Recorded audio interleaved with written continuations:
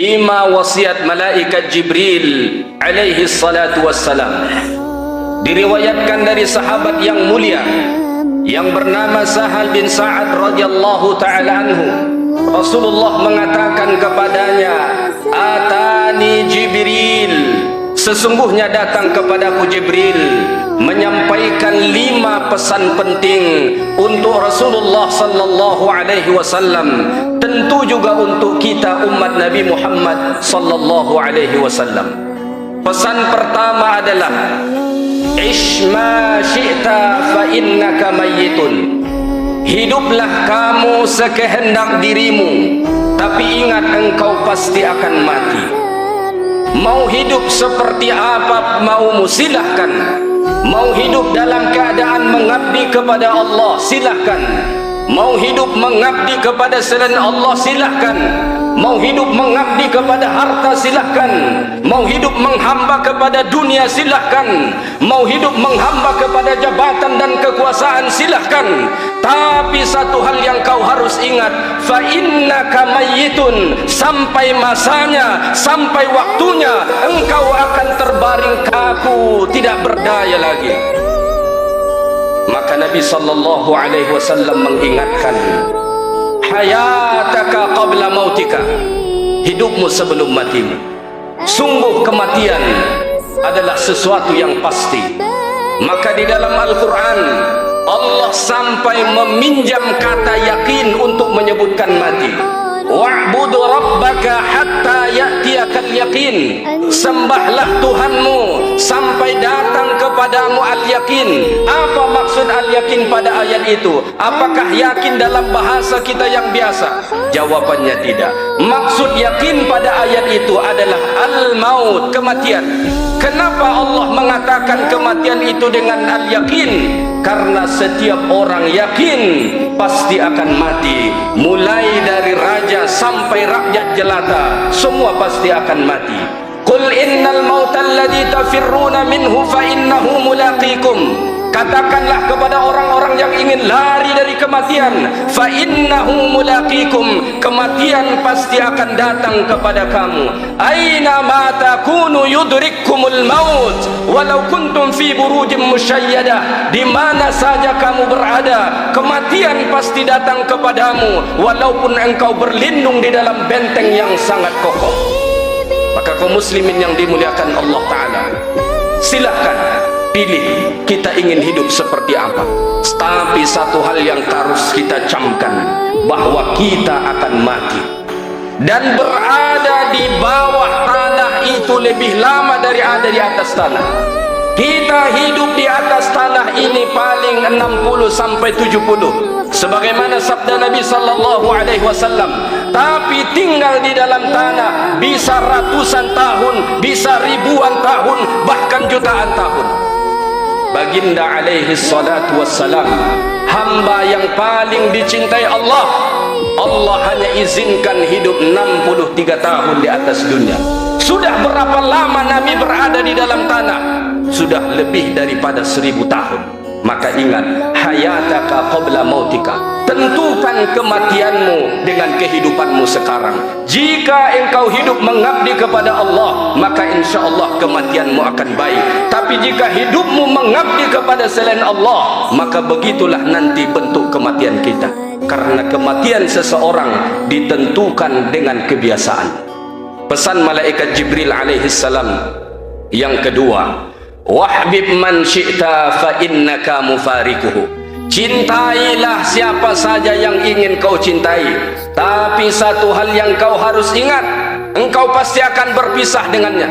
Jika engkau ingin mencintai istrimu silahkan, ingin mencintai anak-anakmu silahkan, ingin mencintai hartamu silahkan, ingin mencintai pekerjaanmu silahkan, ingin mencintai tumpukan asetmu silahkan. Tapi kau harus ingat, fa innaka mufariquhu, sampai masanya kau akan berpisah dengannya. Tak ada satu yang kekal bersama. Maka Nabi mengatakan, apabila seseorang mayat mati, yatba'ul mayyitu thalathah. Kalau kita mati ada 3 yang mengiringi kita, ahluhu wa maluhu wa amaluhu, keluarga, harta dan amal kita. Tapi 2 akan kembali, keluarga akan kembali, harta akan kembali. Wa yabqa ma'ahu wahid, satu saja yang tetap bersama kita, itulah amal-amal yang pernah kita lakukan. Maka selagi hidup ini, jangan salah memberikan porsi cintamu. Jangan salah engkau dalam membagi cintamu.